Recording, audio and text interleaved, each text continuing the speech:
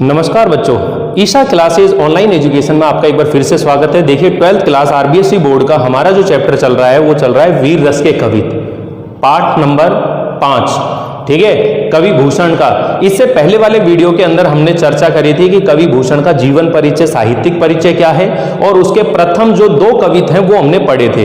ये जो चैप्टर है बेटा वीर रस के कवित, इसके अंदर टोटल जो है 5 कवित हैं, जिनके 2 कवित का हिंदी अनुवाद हम लोग पिछले वाले वीडियो में पढ़ चुके हैं। अगर आप लोगों ने वो वीडियो नहीं देख रखा है तो प्ले लिस्ट में जाकर के एक बार वो वीडियो जरूर देख लीजिए। आज हम बाकी के बचे हुए जो तीसरा, चौथा और ये 5वां कवित है, इन 3 कवित का अनुवाद और इनकी व्याख्या का पैटर्न हम लोग समझेंगे। तो चलिए देखते हैं। सबसे पहले देखिए, मैं हिंदी अनुवाद कर रहा हूं, इनके शब्दों का अर्थ बता रहा हूं। देखो क्या बोलता है ये, तेरी ही भुजानी, भुजानी का मतलब है भुजाएं, तेरी ही भुजाओं पर है भूतल, भूतल का मतलब है धरती, भूतल का अर्थ क्या है बच्चों, धरती को भार, भार मतलब बोझ, भार का मतलब क्या होता है, बोझ, वजन जिसको कहते हैं। अब तेरी ही भुजाओं पर इस धरती का बोझ टिका है। अब धरती का बोझ का मतलब क्या है बच्चों, यहां पर कि एक पौराणिक मान्यताओं के अनुसार यह कहा जाता है कि कहिबे कौ, कहने को तो यह कहा जाता है कि ये जो धरती है, भूतल का मतलब क्या है, ये जो धरती है इसका जो बोझ है वो किसने उठा रखा है, शेषनाग ने। भाई ऐसी पौराणिक कहानी है कि शेषनाग ने अपने फन पर इस पृथ्वी को उठा रखा है। कई चित्र भी आपने देखे होंगे इस तरह से। तो ये पौराणिक मान्यता है। कहने को तो ये कहा जाता है कि जो शेषनाग है उसने इस धरती को उठा रखा है। दिग्नाग, दिग का मतलब दिशा और नाग का मतलब होता है हाथी। क्या होता है, हाथी।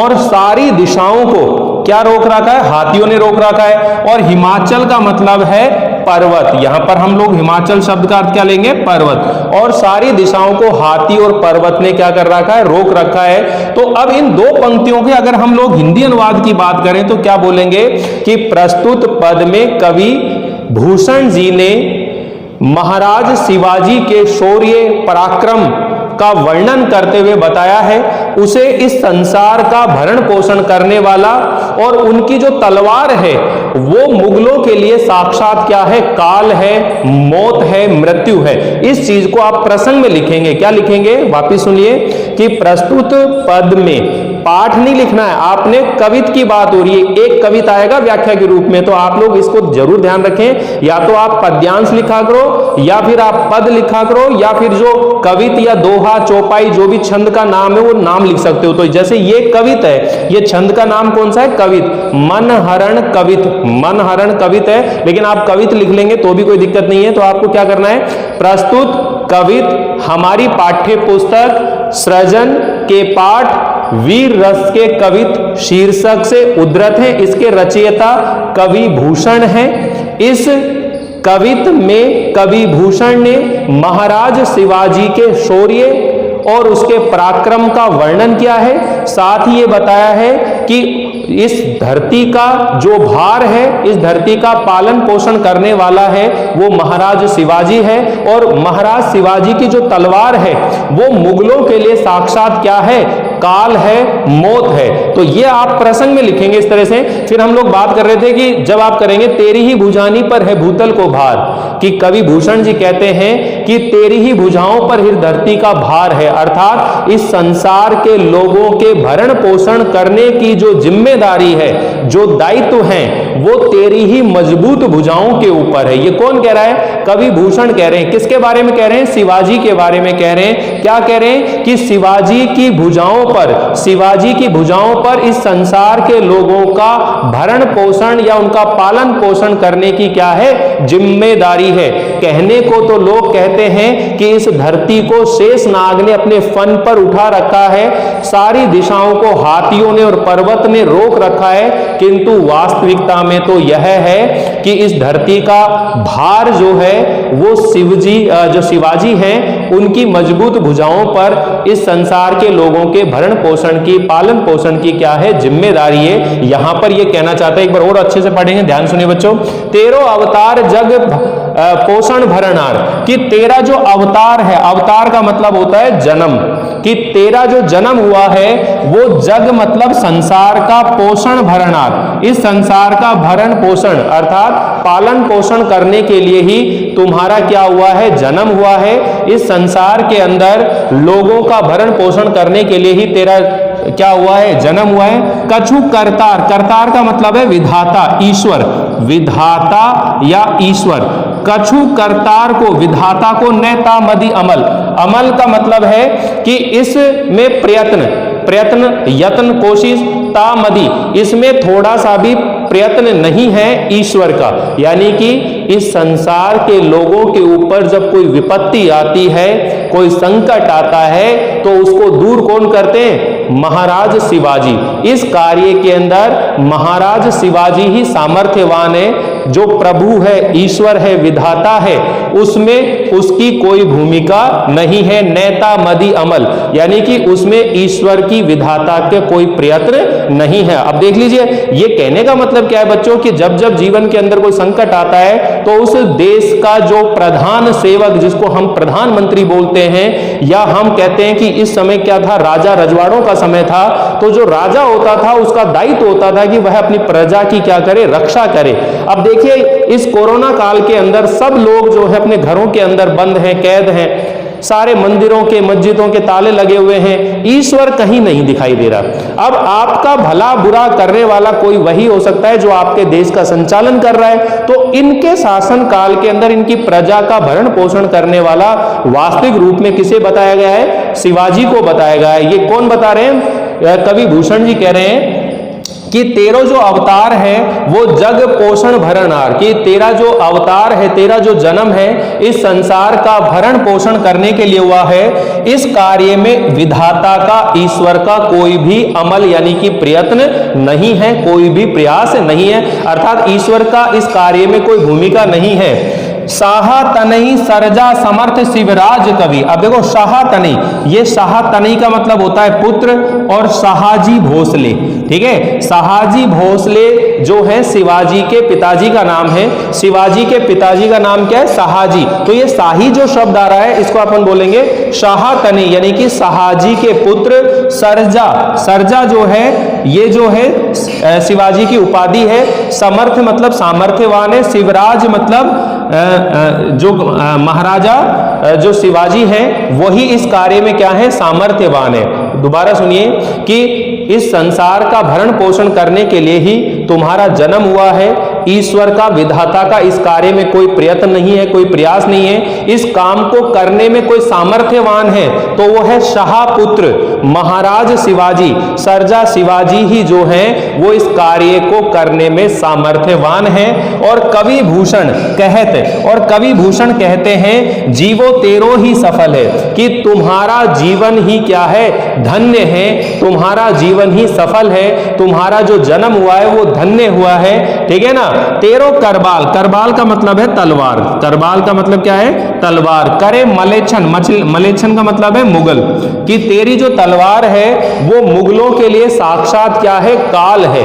तेरी जो तलवार है वो मुगलों के लिए काल है। बिन काज, बिन काज मतलब कारण, बिना कारण होता है काल बदनाम धरातल पर। और इस धरती पर जो काल है, मौत है, वो तो बेवजह बिना कारण ही क्या होती है, बदनाम होती है। जबकि मुगलों का जो काल है वो तो कौन है, तुम्हारी तलवार है। तो वापिस एक बार और पूरा ढंग से अच्छे से समझिए बच्चों, क्या कहने की कोशिश कर रहे हैं कि कवि भूषण इस कवित्व के माध्यम से महाराज शिवाजी का जो प्रभाव था मुगलों के ऊपर, उस उनका जो शौर्य था उसका वर्णन किया है। साथ ही उन्होंने महाराज शिवाजी की जो तलवार है उसे मुगलों का काल कह करके संबोधित किया है। तो आप यहां पर जब वर्णन करेंगे तो कह देंगे कि महाराज शिवाजी के भुजाओं पर इस संसार का भरण पोषण करने का दायित्व है, जिम्मेदारी है, ठीक है। तो अभी आप वापिस से सुनिए, तेरी ही भुजानी पर है भूतल को भार,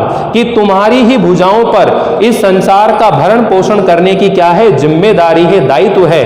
कहने को तो लोग कहते हैं कि शेष नाग ने इस पृथ्वी को अपने फन पर उठा रखा है, सारी दिशाओं को, दिक मतलब दिशाओं को हाथियों ने और पर्वत ने रोक रखा है।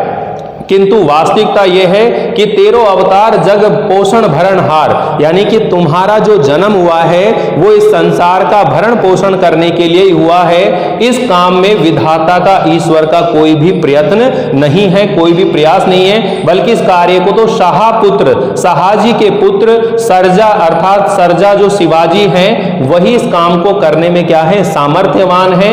कवि भूषण कहत, कवि भूषण जी कहते हैं जीवो तेरो ही सफल है, तुम्हारा जीवन क्या है, सफल है। तेरी करबाल करे मलेच्छन को काल, कि तुम्हारी जो तलवार है वो मुगलों के लिए क्या है, साक्षात काल है। और बिना कारण के इस धरती पर जो काल है वो क्या होता है, बदनाम हो रहा है। इस तरह से आप इसका अनुवाद करते हुए जाएंगे, सीखते चलेंगे, ठीक है। अब ये जो चौथे नंबर का कविता है बच्चों, इसके अंदर विभिन्न उपमाओं के माध्यम से महाराज शिवाजी का जो प्रभाव है वो मुगलों पर कितना अधिक है, इस चीज का यहां पर वर्णन किया गया है। तो आप जब इसका प्रसंग लिखेंगे, ध्यान से समझ लीजिए कि चौथे नंबर का जो कविता है उसका जब आप क्या लिखेंगे, प्रसंग लिखेंगे, तो प्रसंग को लिखने का तरीका क्या रहेगा, आप बताएंगे कि इस कविता के अंदर कवि भूषण ने महाराज शिवाजी की विभिन्न उपमाओं से तुलना करिए, विभिन्न उपमाओं से उसकी तुलना करके, और उनका जो प्रभाव, उनका जो पराक्रम, उनका जो शौर्य मुगलों के ऊपर है उस चीज का यहां पर वर्णन किया गया है। तो आप सभी चीजों को ध्यान से समझें। देखो इसके अंदर कई पौराणिक कथनों के उपमाएं हैं, जैसे इंद्र जिमी जंब। ये जंब क्या है बच्चों, ध्यान से समझो। जंब एक जंबासुर है। जंबासुर नामक एक राक्षस था जिसकी शत्रुता किसके साथ थी, इंद्र के साथ थी। तो इंद्र ने उस जंबासुर का क्या करा था, वध किया था, ठीक है ना। जंबासुर ने उसका वध किया था। अब यहां पर आप देखो पौराणिक, भाई रावण को किसने मारा है, रावण को राम जी ने मारा है। कृष्ण जी को, वो कंस को किसने मारा है, कंस ने मारा है। कामदेव को किसने भस्म किया था, शिव जी ने भस्म किया था। तो ऐसे कुछ पौराणिक कथन है। भाई जो हाथी है उसको कौन खा सकता है, शेर खा सकता है। हिरण जो है उसके आक्रमण कौन करेगा, सिंह करेगा। मतलब अधिक ताकतवर व्यक्ति जो है वही तो दूसरे के ऊपर अपना आतंक दिखाता है, प्रभाव दिखाता है। तो उसी तरह ये विभिन्न उपमाएं दी जाएंगी कि जिमी मतलब जैसे, कि इंद्र का जैसे जंबासुर के ऊपर प्रभुत्व था, प्रभाव था, ठीक है। बाड़व, ये जो बाड़व है बच्चों, ये क्या है, समुद्र की अग्नि है। बाड़व एक समुद्र में लगने वाली अग्नि होती है, अर्थात जो समुद्र होता है उसके अंदर, पानी के अंदर नीचे बिल्कुल गहराई के अंदर निरंतर क्या चलता रहता है, दोहन कार्य चलता रहता है, ठीक है। तभी तो ये विभिन्न तरह के पदार्थों का निर्माण होता है, ठीक है। और दूसरा क्या है, पानी का शोषण भी होता है, सूखता भी जाता है वो। तो कहने का मतलब है जो बाड़व है, अंब मतलब जल, अंब का मतलब क्या है, जल यानी कि पानी। जो बाड़व अग्नि है अर्थात समुद्र की जो अग्नि है उसका प्रभाव, उसका आतंक किस पर है, पानी के ऊपर है, क्योंकि वो पानी को क्या कर लेती है, सोख देती है, ठीक है। तो वाड़व अग्नि यानी कि समुद्र की जो अग्नि है, वाड़व अग्नि है, उसका प्रभाव किस पर है, पानी पर है। और रावण सैदम, सैदम मतलब अहंकारी, घमंडी, सैदम घमंडी, रावण पर किसका है, रघुकुल राज, रघुकुल के राजा मतलब कौन, भगवान श्री रामचंद्र जी की उस अहंकारी रावण के ऊपर किसका प्रभाव है, रघुकुल राज अर्थात रघुकुल के राजा महाराज कौन, जय श्री राम, श्री राम से। पौन, पौन का मतलब है बच्चों हवा। पौन जो शब्द है इसका अर्थ क्या है, हवा, ठीक है। हवा, वारीवाहा, वारीवाहा का मतलब होता है बादल, वारीवाहा का मतलब क्या होता है, बादल। जैसे बादल होते हैं, हवा जो है बादलों को जहां चाहे उस दिशा में ले जाती है। हवा के प्रभाव में जो बादल हैं वो आगे आगे चलते रहते हैं, समझ में है ना। तो हवा का प्रभाव किस पर है, बादलों पर। और शंभु का मतलब है शिवजी। और रति नहा, रति के स्वामी, रति के स्वामी कौन है, कामदेव, रति के स्वामी कौन है, कामदेव। और कामदेव को भगवान शिव जी ने भस्म किया था, ये एक पौराणिक कथा है, इसको भी कभी सुनाएंगे आप लोगों को। तो शिव जी जो है उन्होंने क्या बोला, रति नहा यानी कि कामदेव पर उसका प्रभाव है। जो सहस्त्र बाहु पर, अब ये जो सहस्त्र बाहु है इसके ऊपर राम द्विजराज यानी कि ब्राह्मणों कुल के राजा यानी कि परशुराम जी, किसकी बात हो रही है, परशुराम जी। ये भी कहानी है कि परशुराम ने सहस्त्र बाहु के साथ में युद्ध किया था और उसकी भुजाओं को क्या कर दिया था, अपने परसे के प्रहार से उसको काट दिया था। तो कह रहे हैं कि सहस्त्र बाहु पर किसका प्रभाव है, परशुराम का है, ठीक है। और दावा द्रुम दंड, अब देखो दावा जो शब्द आया इसी का मतलब है प्रभुत्व या प्रभाव, प्रभुत्व या प्रभाव, ठीक है। और द्रुम दंड, द्रुम दंड, दावा द्रुम दंड। अब बेटा एक मिनट, ये दावा शब्द यहां पर थोड़ा सा करेक्शन करें। अभी ये जो दावा शब्द आ रहा है इसका मतलब अपन लेंगे दाव अग्नि होती है।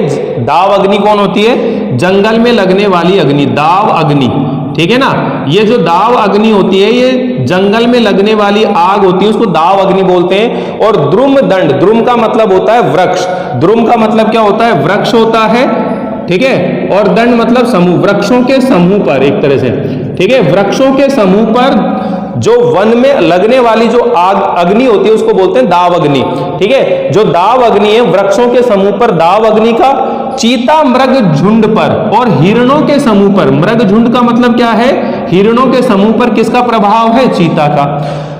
हिरणों के समूह पर चीता का प्रभाव है। भूषण, और कवि भूषण कहते हैं वितुंड पर, वितुंड मतलब हाथी, वितुंड का मतलब क्या है, हाथियों पर मृगराज, मृगों के, हिरण को राजा कौन, शेर, ठीक है। मृगराज किसको कहते हैं, सिंह का यानी कि शेर का, ठीक है, शेर। और तेज तम अंश पर, तेज मतलब प्रकाश, तेज मतलब क्या होता है, प्रकाश, प्रकाश आते ही जो तम होता है, अंधेरा होता है, वो क्या होता है, गायब हो जाता है, अंधेरा लुप्त हो जाता है। कान्ह मतलब कन्हैया, जिमी मतलब जैसे कंस पर, त्यों उसी प्रकार मुगलों के वंश पर, मलेच्छ वंश मतलब मुगलों के वंश पर शेर, शेर का मतलब यहां पर है आतंक या प्रभाव, आतंक या प्रभाव शिवराज यानी कि महाराज शिवाजी का। उसी तरह मुगलों के वंश पर किसका प्रभाव है, महाराज शिवाजी का। तो कुल मिलाकर क्या हो रही है यहां पर कि कवि भूषण ने विभिन्न उपमाओं के माध्यम से और महाराज शिवाजी का जो शौर्य पराक्रम या उनका जो प्रभाव, उनका जो डर मुगलों के ऊपर था उस चीज को बताया गया है कि जिस तरह कंस कृष्ण भगवान जी से डरते थे, रावण के ऊपर किसका भय था, राम जी का भय था। जंबासुर के ऊपर किसका भय है, इंद्र का था। वाड़व अग्नि का भय किस पर है, जल का, ठीक है ना, जल पर भय है। अब वापिस सुनिए, तो आप इसमें कहेंगे कि जिस प्रकार से इंद्र का प्रभाव किस पर है, जंबासुर पर। वाड़व यानी कि वाड़व अग्नि जो होती है समुद्र की अग्नि होती है, उसका जल पर प्रभाव है। और अहंकारी रावण पर रघुकुल राज यानी कि श्री रामचंद्र जी का, हवाओं का बादलों पर, शिव जी का कामदेव पर, सहस्त्र बाहु पर परशुराम का, ठीक है। और दाव अग्नि का वृक्षों के समूह पर, चीता का मृग झुंड पर, मृगों के समूह पर, कवि भूषण कहते हैं हाथियों पर शेर का, और प्रकाश का अंधकार के अंश पर, जहां जहां अंधेरा है अंधकार के अंश पर प्रकाश का, और कान्हा जिमी कंस पर, और कन्हैया का कृष्ण भगवान जी का जैसे कंस पर प्रभाव है, आतंक है, त्यों मलेच्छ वंश पर, उसी प्रकार मुगलों के वंश पर शेर शिवराज है, उसी तरह मुगलों के वंश पर आतंक भय किसका है, महाराज शिवाजी का। तो यहाँ विभिन्न उपमाएं दी गई हैं, ये सारे शब्द आपको ध्यान रखने पड़ेंगे, तभी आप लोग इस पद की व्याख्या कर सकते हैं। तो उम्मीद है आप लोगों को ये दोनों पद कवित अच्छे से समझ में आ गए होंगे। एक पांचवा कवित और बच रहा है, इसको ध्यान से और समझिए बच्चों।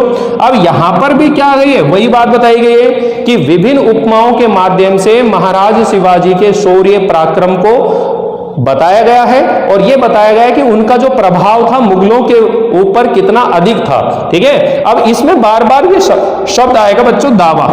अब यहां पर जो दावा शब्द है, ये दावा शब्द अब दाव अग्नि नहीं है, इस दावा का मतलब है प्रभुत्व। इस दावा शब्द का मतलब क्या है, प्रभुत्व या प्रभाव, प्रभुत्व या प्रभाव, ठीक है। गरुड़ को दावा जैसे नाग के समूह पर। अब देखो गरुड़ जो होता है वह नाग यानी कि जो सांप होते हैं, नाग जो हैं, नागों के समूह को, यानी कि नाग को खा जाता है वो, ठीक है, सांपों को खा जाता है। तो दावा मतलब प्रभु, जैसे गरुड़ का प्रभाव प्रभुत्व नागों के समूह पर है, जैसे गरुड़ का दावा प्रभुत्व नागों के समूह पर है। दावा नाग जुहू पर, नाग जुहू मतलब है हाथियों का समूह, हाथी का क्या है, समूह। और हाथियों के समूह पर सिंह सिरताज को, सिंह सिरताज का आतंक है मतलब शेर का, ठीक है। दावा पुरहुत को, पुरहुत मतलब इंद्र, पुरहुत का मतलब वापिस क्या आ गया, ये इंद्र।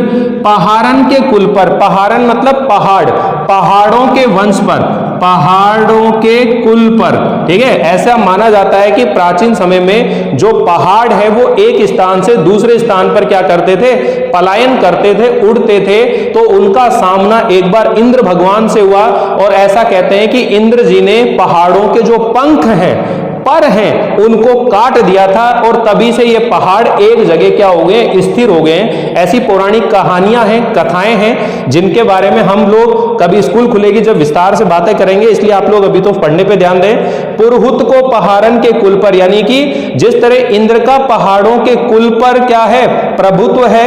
दावा सभी पक्षिन के गोल पर, सभी पक्षियों के समूह पर, गोल का मतलब क्या है, समूह, गोल का मतलब है समूह। दावा सभी पक्षिन के गोल पर, सभी पक्षियों के समूह पर बाज का, यानी कि जो बाज है उसका प्रभाव होता है सभी सब पक्षियों के समूह पर। पता नहीं बाज कब किस पक्षी को उठा के ले जाए, ठीक है ना। तो सभी पक्षियों के समूह पर बाज का प्रभाव रहता है। भूषण अखंड नवखंड महिमंडल, महिमंडल मतलब इस पृथ्वी मंडल। अब यहां पर देखो द्वीप तो 7 होते हैं, लेकिन यहां पर इसने क्या कहा है, इस अखंड पृथ्वी के ऊपर जो नवखंड, जो 9 महाद्वीप हैं, जो 9 द्वीप हैं, वहां पर तम पर, तम मतलब अंधकार पर, दावा यानी कि प्रभाव, रवि मतलब सूर्य, किरण समाज, सूर्य की किरणों के समाज, यानी कि इस अखंड पृथ्वी मंडल पर 9 द्वीपों पर जहां जहां पर अंधकार है, अंधेरा है, वहां पर सूर्य की किरणों का क्या है, प्रभाव है, प्रभुत्व है, क्योंकि हर जगह सूर्य की किरणें पहुंच जाती है। और पूरब से पश्चादेश, पूरब से लेकर पश्चिम तक, दक्षिण से उत्तर लव और दक्षिण से उत्तर तक, जहां पातशाही तहां दावा शिवराज को, और जहां जहां पातशाही है अर्थात मुगलों की बादशाही है, मुगलों की बादशाही है, वहां पर महाराज शिवाजी का क्या है, प्रभुत्व है, महाराज शिवाजी का प्रभाव है, उनका आतंक है। अब क्वेश्चन पूछा जाएगा पातशाही से क्या मतलब है। पातशाही का मतलब यह है बच्चों कि मुगलों के शासन काल में जहां जहां मुगलों का शासन था या उनका वर्चस्व था या उनका अधिकार वो मानते थे, उन स्थानों पर महाराज शिवाजी अपना आतंक, अपना प्रभाव जमाए हुए बैठे थे। यानी कि मुगलों ने जहां जहां अपनी बादशाही दिखाई, जहां जहां अपनी पातशाही दिखाई, वहां वहां उसका प्रभाव रहा। किसका, महाराज शिवाजी का। तो इस पद के अंदर भी उन्होंने विभिन्न उपमाएं दी हैं और उन उपमाओं के माध्यम से महाराज शिवाजी का जो प्रभाव है, पातशाही, बादशाही, यानी कि मुगलों ने जहां जहां शासन कर रहा था उनके ऊपर अपने प्रभाव का, एकाधिकार को, उस चीज को यहां पर बताने की कोशिश की गई है। तो वापिस से आप एक बार ध्यान से सुन सकते हैं इस चीज को कि जिस तरह से गरुड़ का दावा किस पर है, नागों के समूह पर, हाथियों के समूह पर शेर का, ठीक है, इंद्र का पहाड़ों के कुल पर, सभी पक्षियों के समूह पर बाज का, इस पृथ्वी मंडल के 9 द्वीपों पर जहां जहां अंधेरा है वहां वहां सूर्य की किरणों का, और पूरब से पश्चिम तक, दक्षिण से लेकर उत्तर तक जहां जहां बादशाही है वहां वहां महाराज शिवाजी का क्या है, प्रभाव है, आतंक है। तो इस तरह से ये कंप्लीट चैप्टर हो गया है। इसके 2 भाग बने हैं। फर्स्ट भाग जो है उसके अंदर कवि भूषण का परिचय है, और ये जो सेकंड वाला जो भाग है इसके अंदर बाकी के बचे हुए जो 3 कवित रह गए वो हैं। पिछले वाले में 2 कवित और कवि का परिचय ये है, और यहां पर ये चीजें दी गई है। और ध्यान दीजिए बच्चों, हमारी व्याकरण भी चल रही है और यहां पर ये चैप्टर भी चल रहे हैं। 5 चैप्टर कंप्लीट हो गए, 2 चैप्टरों के आपको पीडीएफ के वो मिल चुके हैं। तीसरे चैप्टर के मैं अब आप लोगों को सेंड करूंगा, उस तीसरे चैप्टर के भी आप लोग लिख लेंगे।